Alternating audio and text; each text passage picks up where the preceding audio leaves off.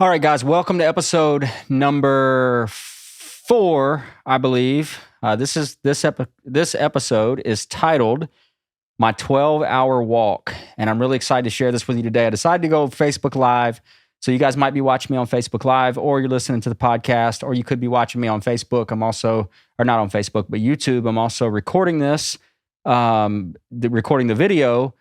But I wanted to jump in and tell you guys about a really cool experience that I had recently, and it was a 12-hour nonstop walk. I just can't say nonstop. I did stop a couple of times for some water and to grab a quick snack, but there's a guy named Colin O'Brady, and he created this, and this guy is like insane. He's I think broken like 10 world records for different things.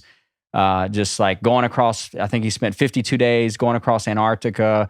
He's just a mindset guy, and he pushes himself to the absolute limit. And I heard him on the Ed Mylett podcast, which if you do not listen to the Ed Mylett podcast and you want to grow as a person, I highly recommend you do that. But anyway, I heard the podcast, and he talked about his kind of struggle and adventure of going across Antarctica and how like mentally challenging that was for him. And then he created something called the 12-hour walk, which basically he just encourages people to go on a 12-hour walk, rest as little as possible, and go totally in solitude. So no phone, no emails, no headphones, no music, no podcast, no nothing. You just straight up strap on your shoes, maybe a little backpack, and carry some snacks, and then you just hit the road. And so I left 7:40 yesterday in the morning, and I walked all the way until 7:40 last night. And the reason I did this, guys, was one is I'm always looking for a challenge to push myself mentally and physically. So my background and kind of my MO, the old Jay is one that makes excuses and blames and doesn't follow through, right? That was my life before. And so I've been constantly on this journey to try to develop myself and kind of work my way out of that, to create a new identity and have a new level of self-respect. So I tend to put myself in really uncomfortable situations just to build a bank. You know, if you think about like a bank account, right? One account is no self-respect. It signifies not following through, always making excuses, always blaming others. And then the other account is you are a finisher. You do follow through. You do what you say you're going to do. You're mentally tough. You show up. And every time we make decisions, we're depositing in one account or the other. So for my entire life, I've been depositing in the account of excuses and blame and victim mentality, right? And so since I've kind of started this path of personal development, I've really looked for ways to deposit in the other account. And this was just one more challenge that I could do to push myself mentally and physically. But I just know that I get my best mental clarity when I'm walking. And so when I'm out for a long walk, I can sort through problems really, really well. Like I say all the time, there's no problem that a long walk can't solve. And I've had so much recently, all good things, but just a lot of things on my plate, and I'm juggling a lot of things, and my brain has kind of just been kind of all over the place and trying to figure out what to focus on next. And so when I heard this podcast, I knew that I was supposed to do this. And I'll tell you guys, and I may have shared this with you before, but God has a really weird way with me of telling me when he wants me to focus on something. And the way he does that is he presents it over and over and over in different situations. So I might be reading a book and it talks about solitude. And then I might be listening to a podcast and it talks about solitude. And then I have a conversation with a good friend and they tell me about the power of going to the mountains and just being by themselves and how helpful that was just to be in solitude. And so he drops these things on me back to back to back. And I always know right then, okay, I better pay attention. This is something that I need to be doing or paying attention to. And this was the case with solitude, right? It kept coming up over and over. So when I heard the podcast, I was like, all right, bam, that's it. I'm in. So I decided to do this on a Friday, I believe. I had a big event on a Saturday for the gym.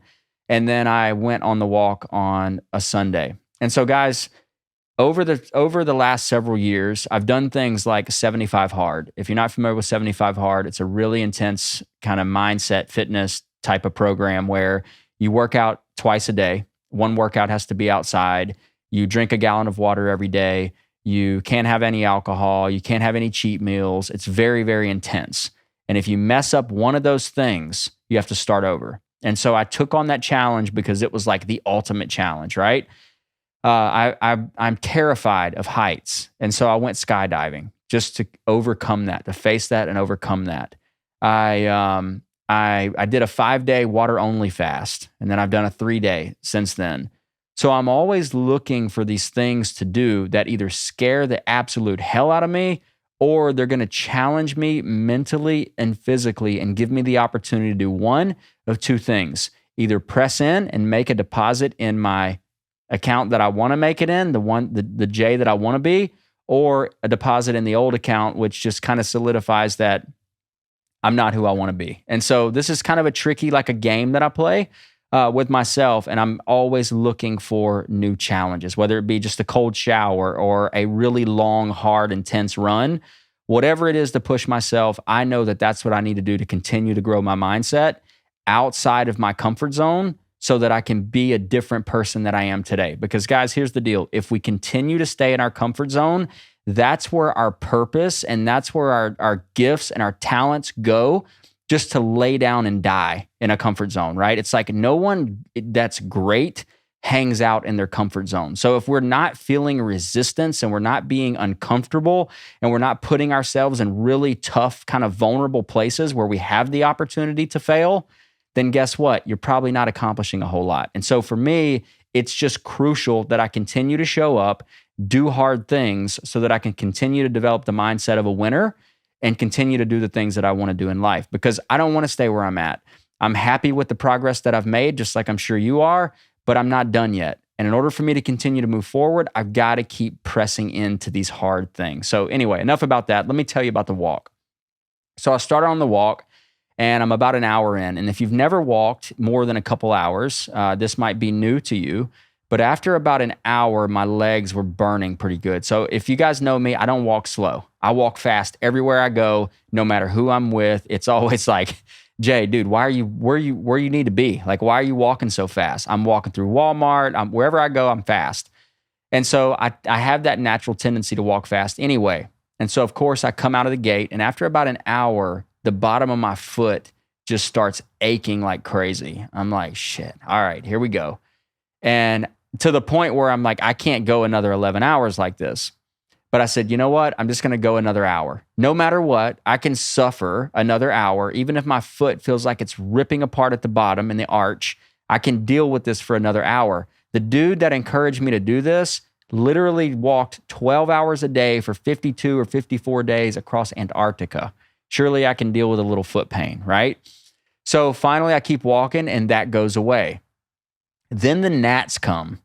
And when I say there's gnats, there's like, if you guys aren't from South Carolina, you don't know about gnats. We have in this part of the country the worst problem with gnats. And if you want to like win me over forever and be my hero, figure out how to kill gnats. No bug spray works. No home remedy works. You just literally have to walk and let them fly up your nose and into your ear and into your mouth. They are freaking relentless, right? So here come the gnats. And now I'm surrounded by gnats and I can see them all over and they keep landing in my ear. The point of this walk is to be in solitude and to be in thought. But all I can think about is how in the hell is there so many gnats flying around my face on the side of the road walking to Lexington? And I'm frustrated. And finally, I take my shirt off and I'm trying to swat them and get them away. All I want is to murder as many gnats as humanly possible on that walk, right? So I walk 4 hours and I get all the way to Starbucks in Lexington, which is, 10 or 12 miles or whatever away. And I decided right then that I was going to be done. I'm like, you know what? This is pointless. I'm not really accomplishing anything. The purpose of this was to be in solitude and to walk and to gather my thoughts and get some clarity. And all I can think about is these damn gnats. And I'm all in my head about it. And I call my wife to come pick me up. And I get her on the phone. So I did take my phone with me just in case something were to happen. I was walking on the side of the road. So God only knows, get attacked by a dog or you just never know what could happen. But I did carry my phone with me. But I kept it on airplane mode. And all I had was my notes, right? Just my notes app. And so I'm walking, I get to Starbucks, I take it off airplane mode, I call my wife, I'm like, hey, I made it to Starbucks. And in my head, I'm thinking, like, just tell her to come get you. And I was like, man, the gnats are bad, and I really haven't gotten anything accomplished, and it hasn't been great. Like, this is not what I was setting out to do. And she's like, well, you walked 4 hours. I mean, that's pretty amazing. Why don't you just be done? And so I'm kind of like, well, all right, I'll just call you back. I'm gonna make my way back. And I really wanted to be done. So I hang up the phone, and here's what I want. If you don't get anything else out of this video or podcast, I want you to learn this, or I want you to understand this. I sat there and I rehearsed what will happen and how I will feel if I quit. I said, okay, so what if I don't finish? I walked 4 hours. I set out to walk 12, so I failed. In my mind, I didn't do what I accomplished to do. So that I set out to do. So I'm already like, okay, I've got to make the deposit in the wrong account, the account that I don't want to make, the account that I used to be, the old Jay. I've got to make that deposit. So that's one thing. Then I've got to go on social media and tell all these people why I didn't finish and come up with some random excuse by why, the gnats were too bad. Like you set out to do a 12-hour walk, but you didn't finish because the gnats were too bad. And although I'm telling you the gnats were brutal, I'm like, I just can't, nah. I mean, maybe if I would have got hit by a car or something like more dramatic, but not because the gnats were so bad. And then I did this, and this is what I want you guys to get.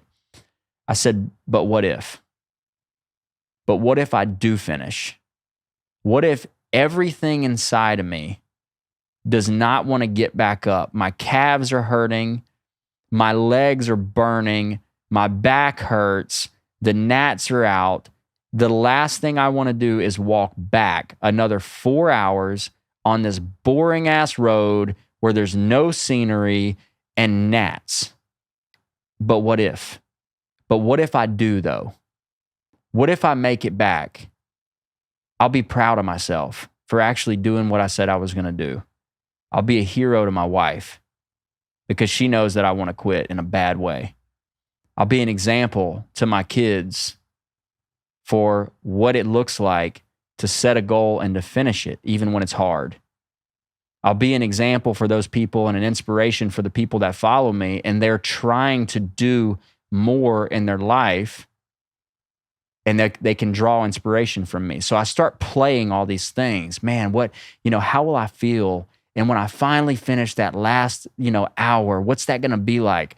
My body's going to hurt, but I'm going to be proud. I'm going to be excited that I conquered another challenge and that I didn't bow down. I didn't act like a little, and cower down and make excuses. I showed up, I followed through, and I finished. And I sat there and I wrote out, I wish I could read it to you guys. It's on my notes on my phone. I wrote out exactly what I would feel like and what it would be like. I'm going to try to pull this up real quick just so you can kind of get my thoughts. Okay, so I'm 5 hours and 22,000 steps in, and I just want to be done. The gnats are absolutely terrible, and it's all I can think about. I made it to Starbucks in Lexington and stopped for a drink and a snack. I feel exhausted, and it hurts to even think about continuing for another 7 hours. I feel bad for not spending time with family today after a busy weekend. Remember, this was on a Sunday. My legs and feet are aching, and I'm thinking about all the text, emails, Facebook messages from yesterday that I still need to respond to. Honestly, I really want to quit so bad. It would be so easy to call Amy and just have her come pick me up in Lexington. But how would you feel if you did that? This is a great opportunity to do what you said you're going to do, Jay, and practice what you preach to everybody else. If I quit, I'll be building a case against myself as a quitter. Each time I quit, it takes a piece of my soul and lessens the respect that I have for myself. But if I finish, I'll be proud knowing that I did what I said I would do and followed through on my commitment. I'll be setting an example for my kids and those that look to me for inspiration. I'll have another crazy challenge under my belt. I'll get my exercise and a good tan. Ultimately, I'll earn a little more self-respect. Okay, I'm finishing. Time to stop being a little bitch so I can get back to walking. I'm not a quitter. I'm more than a conqueror, and this is my chance to conquer me just one more time. I don't have to walk, I've been blessed with 2 legs and a strong, healthy body, so I'm able and blessed to be able to walk. I'm tired, but I'm capable. It's time to finish this thing. And so, guys, what I want you to understand about that is the power of self-talk and what I call empowering questions will get you really, really far when you just don't want to go anymore. Okay, and I'm telling you, this was way more mentally and physically challenging than I ever anticipated being. I mean, I'll be honest, I thought, what is a 12-hour walk? Like, I can walk for as long as I ever want to walk. Walking's not hard for me. I walk every day. But there was just, it was almost like if you exercise and you do squat jumps, do like 25 or 30 squat jumps until your legs start burning, all that lactic acid builds up. Well, it was like that for 7 hours or 11 hours. Because after the first hour, I was burning, and then I never really stopped to let that settle. So it just had that constant burning feeling, much more intense than I ever thought a walk would be. And then the mental side, it's just me and me. And I'm talking to myself and I'm thinking about all these things. And it was much more intense than what I anticipated. Okay, so here's the awesome part though. I walk out of Starbucks and I'm like doing the self-talk and praying and like, come on, Jay, man, you got this. It's just 4 more hours back and then you can decide what you want to do when you get back. Because my initial thought was I'll just get back to Batesburg and then decide at that point after walking 8 hours if I want to be done. So I walk out of Starbucks and I get back on the road. The sun is shining. There's this nice breeze blowing against me. And guys, when I say not a single gnat all the way back, and it was the most beautiful thing. Like, I have notes upon notes upon notes that I got from just thinking about my business and how I want to show up as a dad and a husband and like things I need to work on and things that just such really, really good introspective type things that I would not have gotten had I not just continued on. And I kind of feel like God or the universe or whatever you believe rewarded me for pressing through. And it's like, it's funny to sit here and talk about gnats being the obstacle, but I'm just telling you, they were awful. And so I go back, not a single gnat. I feel amazing. The sun's beaming right on me. It's this nice, cool breeze, and I'm back on the trail.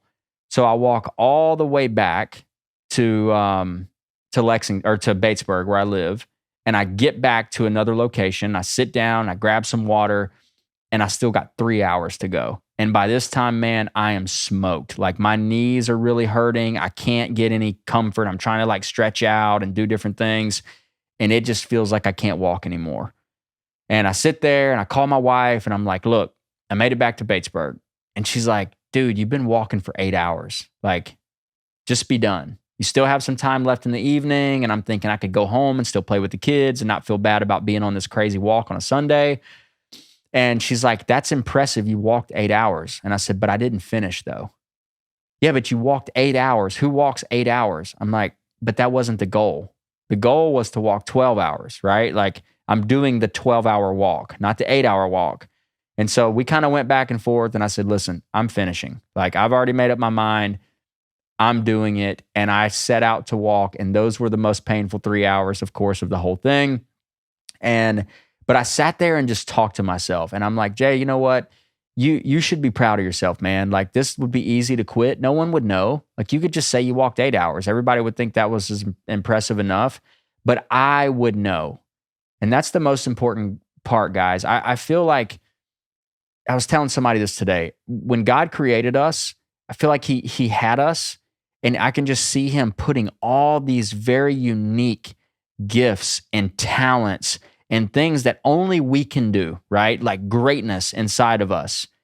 And then we come out of the womb and we kind of get plugged into the matrix, and we start getting told by our parents that we can't do that and we shouldn't do that. And, oh, that's going to be painful. And don't color outside of the lines, and make sure that you stay, you follow directions and you don't get too creative. And we just kind of like get all of those things, I feel like, just get smothered out.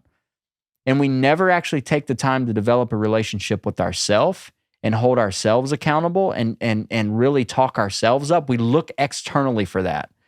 And so it's like, here I am thinking about other people, but honestly, it shouldn't matter. Like, who gives a shit what other people think? I want to respect myself. If you don't respect me, well, that's okay. As long as I respect me because I follow through on what I say I'm going to do, that's what should really matter, right? But we're so programmed to like look to other people for validation and look at how many likes we get and how many follows we have. And it's really detrimental to our self-image because we really should be looking inward. And so the purpose of this, guys, is I just wanted to share the experience. It was a really good experience. I will not be doing it again. I can tell you this is like my last time to do a 12-hour walk, as far as I can tell for now. I finished it and I'm like, definitely not doing that again. But it was a great experience. And the lesson here is like, do hard things, right? We can't get outside of where we're at right now or move beyond the place that we're at right now if we don't stretch ourselves and like challenge ourselves to do something different, to learn new skills, to take on new challenges. And I learned so much about myself, and I was talking to myself about this. I'm like, man, you wanted to quit so bad, dude. Like you already made up your mind, but just the fact that you took the time to talk to yourself and you use those empowering questions. I used to tell people all the time, like they would say, oh, that's just not possible. I'd say, okay, cool. Well, if it was possible, how would you do it? And then all of a sudden you start thinking, oh, well, I'm just not that kind of person. I don't have those types of skills. Okay, well, if you did have those types of skills, or if you did have those attributes, or if you did have those characteristics, what would that look like? And all of a sudden, when we ask ourselves the right questions, we start coming up with the answers. Everything that we need is already in here. And that's another reason why I took the walk, is like we are so bombarded with just distraction after distraction. Social media. I was writing on this piece of paper earlier. Let's see if I can find it. I didn't plan on reading it, but yeah. So I was reading this and I'm trying to like map out my days and plan my schedule a little bit better. And I'm looking at all the things that I have to pay attention to. Voxer, these are all apps on my phone, communication apps. Voxer, Discord, GroupMe, Notion, Workplace, email, my coaching program app, Facebook, Instagram, TikTok. And I don't even watch TV. Like I have zero TV time and I have all those things to pay attention to. No wonder we're distracted, right? No wonder we don't take the time to think. But I truly believe that who we need to be and who we were designed to be and the answers that we're looking for, we're trying to run around and read books and listen to podcasts and do all these things. There's nothing wrong with that. I highly encourage you to be on a growth path, right? But I think that God, the universe, the creator, whatever your beliefs are there, I think it's already put and stored inside of us.